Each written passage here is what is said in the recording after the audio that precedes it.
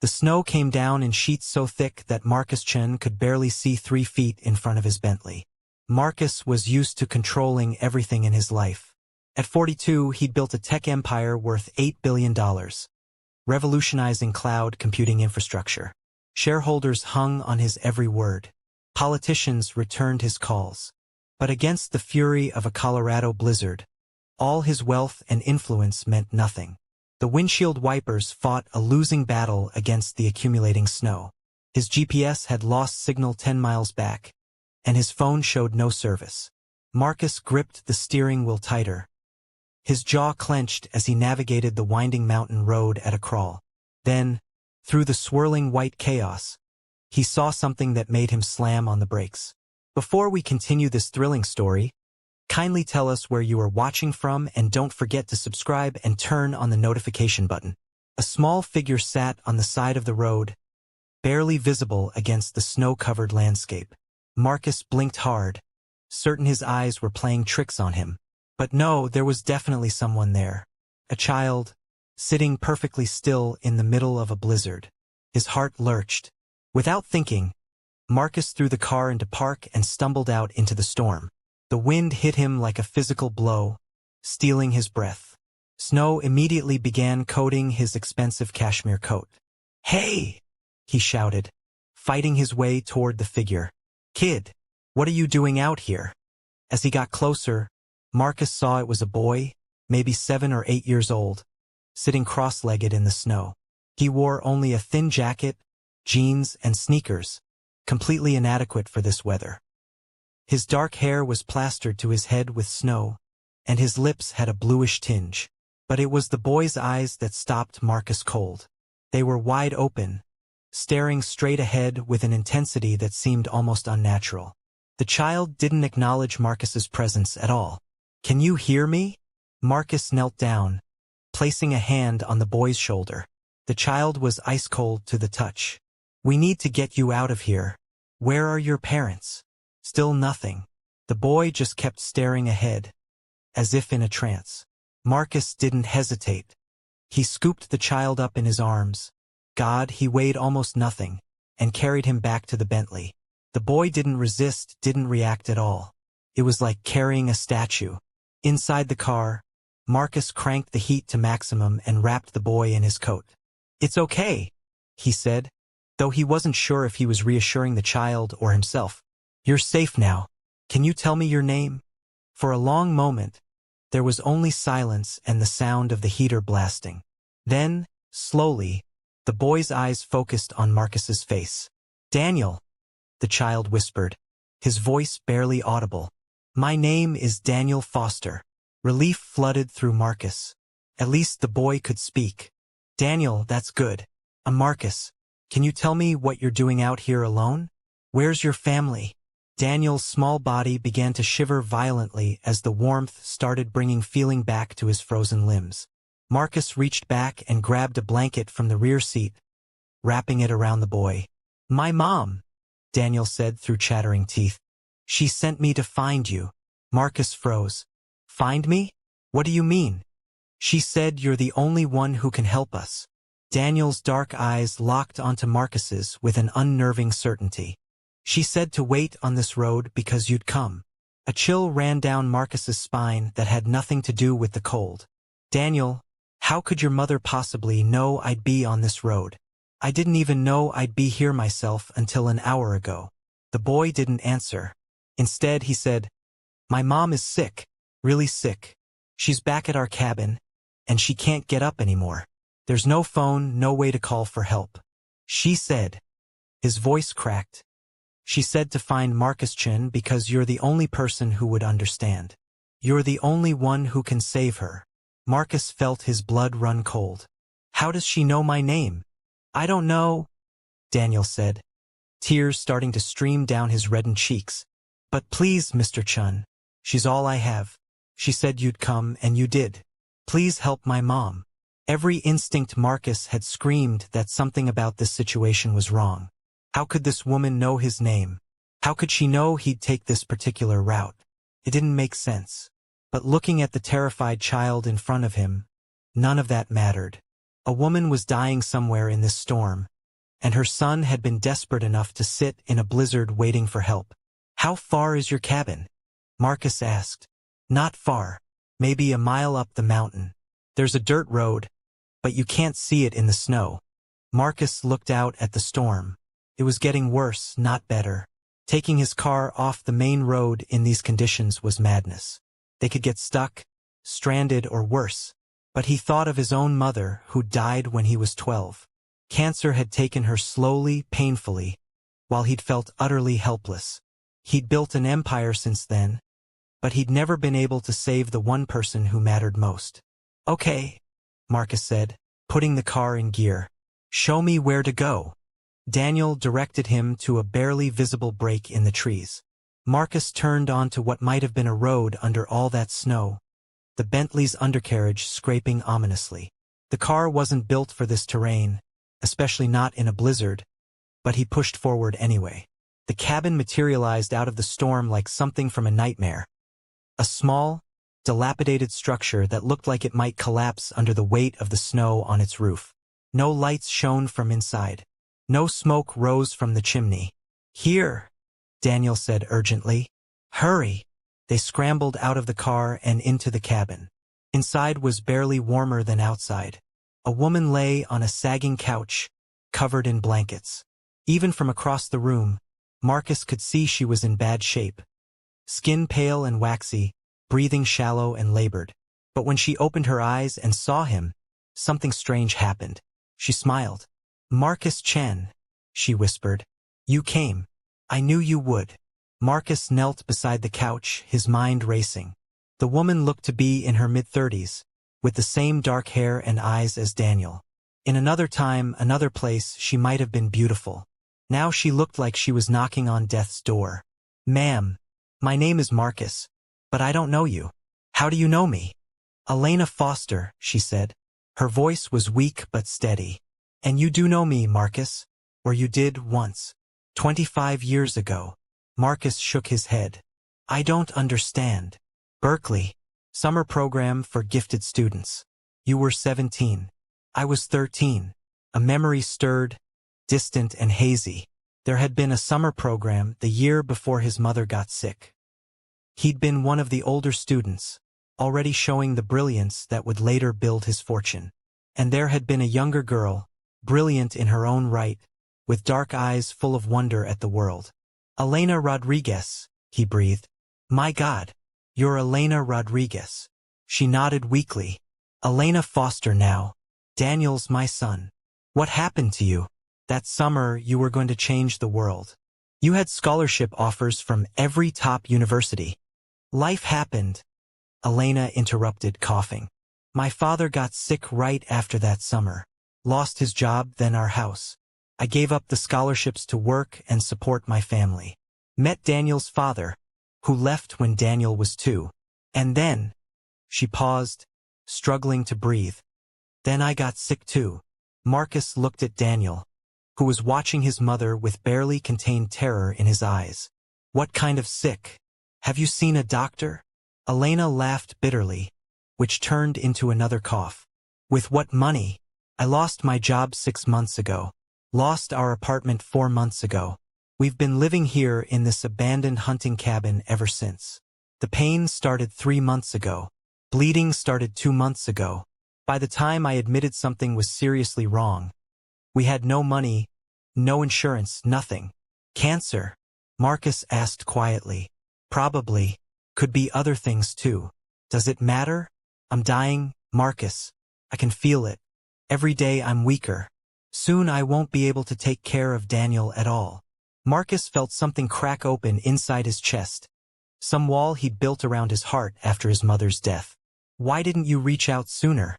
My company has charitable foundations programs." "Pride," Elena admitted. "Stupid, destructive pride. I didn't want to be another sob story looking for a handout from the billionaire I used to know. But then the storm came and I realized I was out of time. Out of options." She reached out with a trembling hand and grasped Marcus's wrist. "I'm not asking you to save me, Marcus. I'm beyond saving.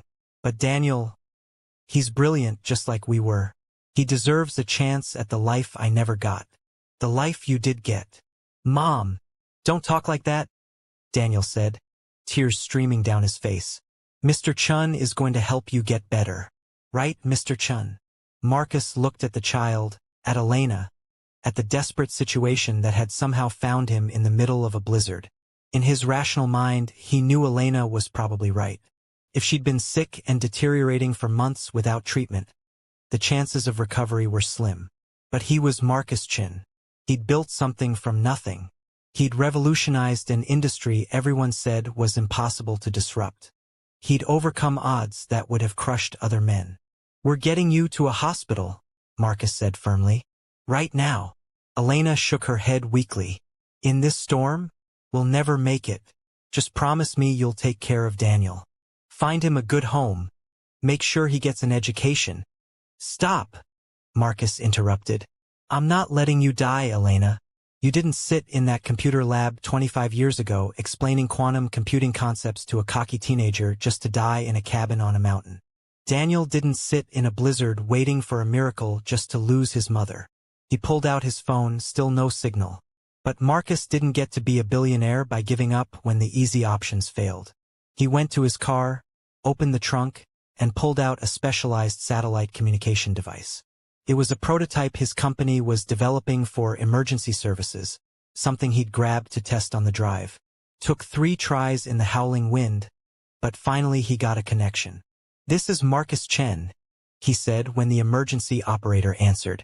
I need a medical evacuation helicopter immediately. I'm sending you coordinates now. There's a woman in critical condition who needs immediate transport to the nearest trauma center. Sir, we have a severe weather advisory. All helicopters are grounded. Then round one, Marcus said, his voice taking on the steel that made boardrooms tremble. I'll pay whatever it costs. Get me the best pilot in Colorado who's willing to fly in this storm. I'll personally indemnify them and their company for any damages or liability. But I need that helicopter in the air in the next 10 minutes. There was a pause. Then, Sir, even if we could get clearance, the storm. 10 minutes, Marcus repeated. Or I'll buy your entire company and fire everyone who delayed. Your choice. He hung up and immediately made another call, this one to his personal assistant despite the late hour. Jennifer, I need you to wake up Dr. Sarah Kim at Denver Presbyterian.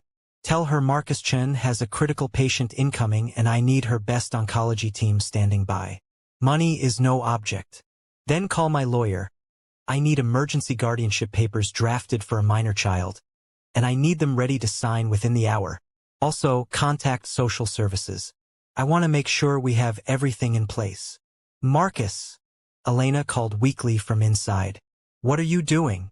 He came back in, brushing snow from his shoulders. What I should have done the moment I saw Daniel. What I was too cautious, too calculating to do immediately. I'm saving you, Elena. Both of you. You can't just throw money at death, Elena said. Watch me. For the next 40 minutes, Marcus Chen demonstrated exactly why he was one of the most powerful men in America. He called in favors from hospital administrators, promised endowments to medical centers, and essentially moved heaven and earth while Daniel watched in amazement and Elena drifted in and out of consciousness.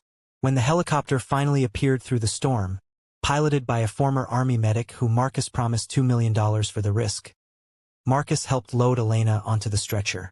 She grabbed his hand as they lifted her. Why? She whispered. Why are you doing this? Marcus looked at Daniel, then back at Elena.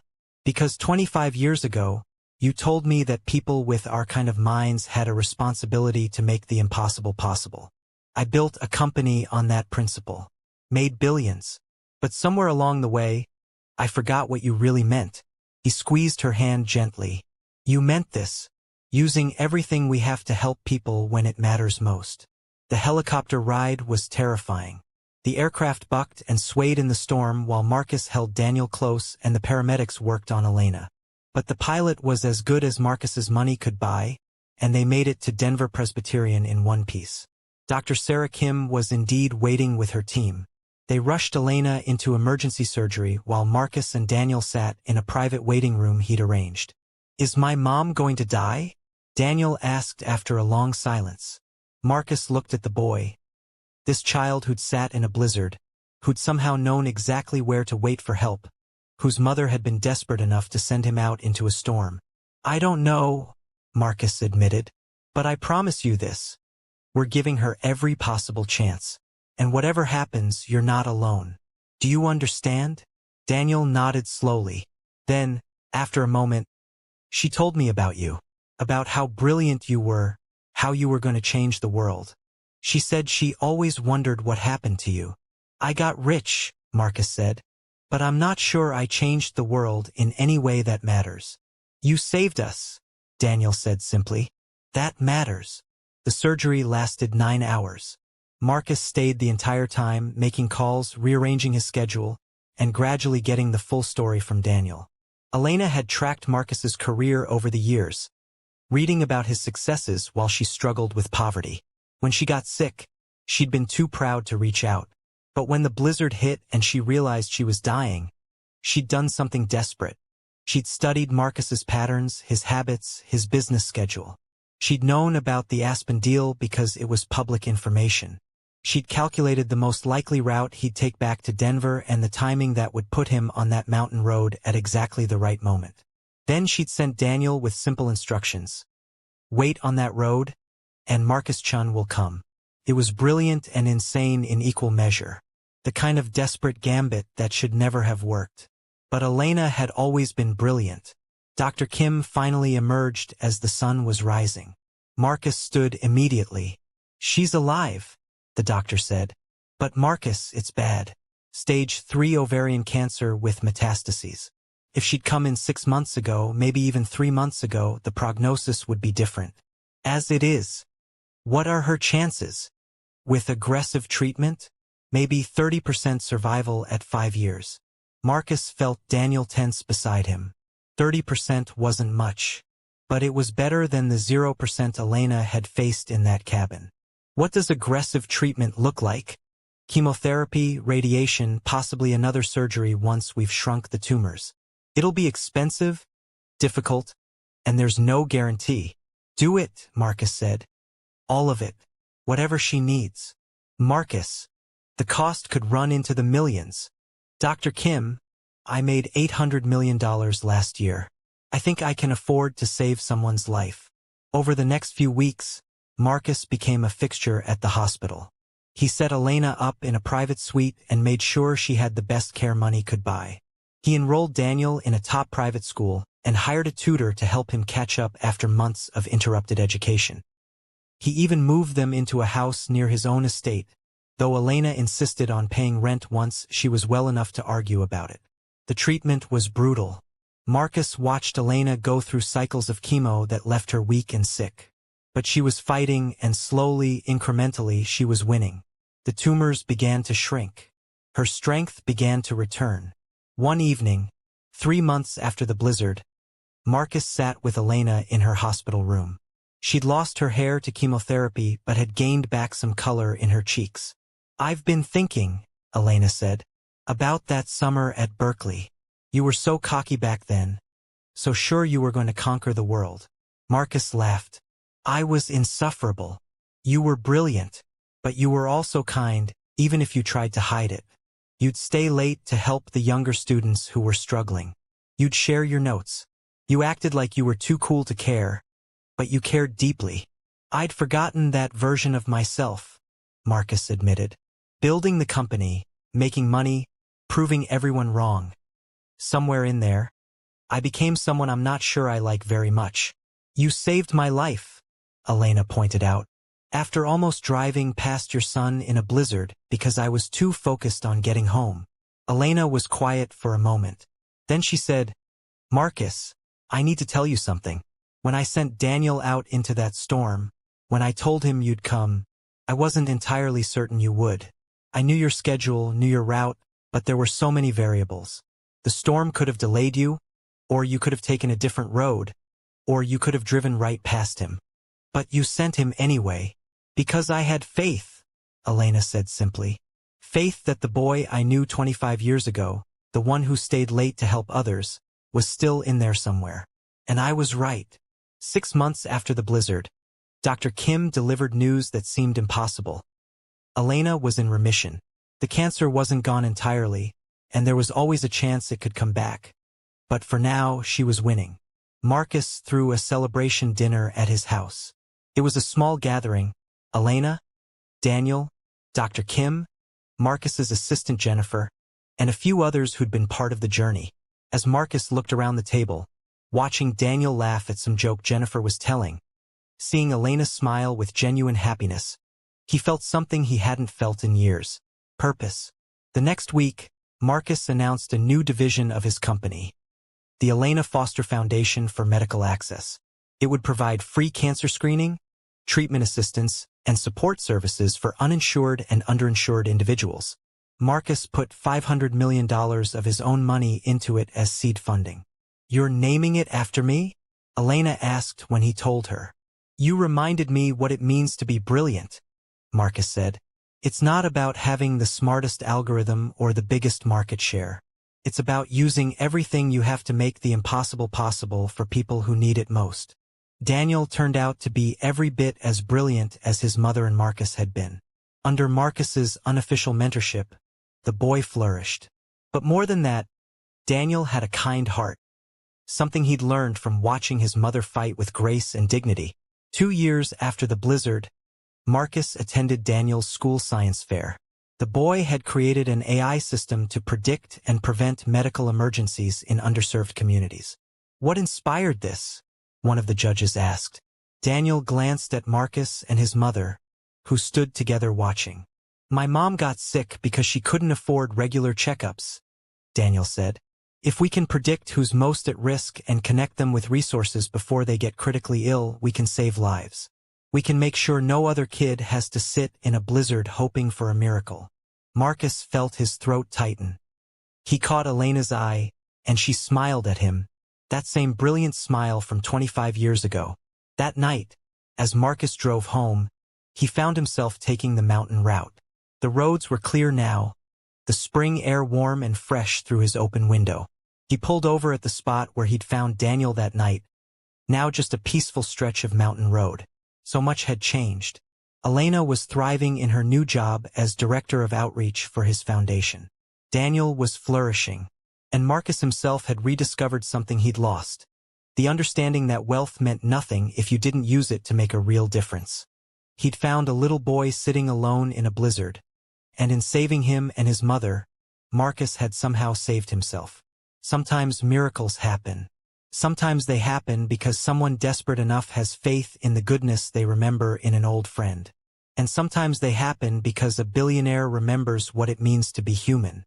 Marcus got back in his car and drove home, already thinking about the foundation's next project. There were more people out there who needed help, more Elenas and Daniels waiting for someone to care enough to stop.